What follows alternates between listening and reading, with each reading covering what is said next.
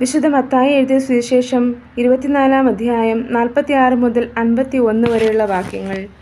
തൻ്റെ ഭവനത്തിലുള്ളവർക്ക് കൃത്യസമയത്ത് ഭക്ഷണം കൊടുക്കാൻ യജമാനൻ നിയോഗിച്ച വിശ്വസ്തനും വിവേകിയുമായ ഭൃത്യൻ ആരാണ്?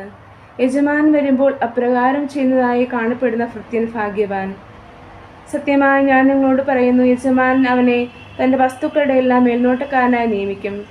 എന്നാൽ ദുഷ്ടനായ ഭൃത്യൻ എൻ്റെ യജമാനൻ താമസിച്ചേ വരൂ എന്ന് പറഞ്ഞ് തൻ്റെ സഹഭൃത്യന്മാരെ മർദ്ദിക്കാനും മദ്യപന്മാരോടുകൂടി ഭക്ഷിക്കാനും പാനം ചെയ്യാനും തുടങ്ങിയാൽ പ്രതീക്ഷിക്കാത്ത ദിവസത്തിലും അറിയാത്ത മണിക്കൂറിലും യജമാനന് വന്ന് അവനെ ശിക്ഷിക്കുകയും കപടനാട്യക്കാരുടെ കൂട്ടത്തിൽ തള്ളുകയും ചെയ്യും. അവിടെ വിലാപവും പല്ലുകടിയുമായിരിക്കും.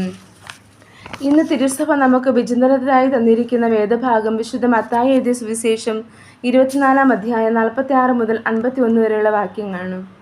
മനുഷ്യധർമ്മം എന്നത് വിശ്വസ്തനും വിവേകിയുമായ ഭൃത്യനിലൂടെ യേശു വ്യക്തമാക്കുന്നു. ഭവനത്തിലുള്ളവർക്ക് കൃത്യസമയത്ത് ഭക്ഷണം കൊടുക്കുക എന്നതാണ് ഭൃത്യധർമ്മം. സ്വധർമ്മം നിർവഹിക്കുന്ന ഭൃത്യൻ ഭാഗ്യവാൻ. ദുഷ്ടനായ ഭൃത്യൻ ചിന്തിക്കുന്നത് യജമാനൻ താമസിച്ചേ വരൂ എന്നാണ്. അവനെ ദുരന്തത്തിലേക്ക് നയിക്കുന്നത് ഈ ചിന്തയാണ്. സ്വധർമാനുഷ്ഠാനത്തിൽ വീഴ്ച വരുത്തുന്നത് ദുഷ്ടമായ ഈ ചിന്തയുടെ പ്രേരണയിലാണ്. സ്വധർമ്മം അനുഷ്ഠിക്കുന്നതിൻ്റെ ശിക്ഷയാണിത്. വിശ്വസ്തനും വിവേകിയുമായവന് അർഹിക്കുന്ന സമ്മാനം ലഭിക്കുന്ന മനോഹരമായ ദിവസമാണ് അന്ത്യദിനം. ദുഷ്ടനാകട്ടെ അത് വിലാപത്തിൻ്റെയും പല്ലുകടിയുടെയുമായിരിക്കും. ഒരാൾക്ക് സൗഭാഗ്യത്തിൻ്റെയും അപരന് ദൗർഭാഗ്യത്തെയും പ്രദാനം ചെയ്യുന്ന ദിവസം, അതാണ് അന്ത്യവിധിയുടെ ദിവസം.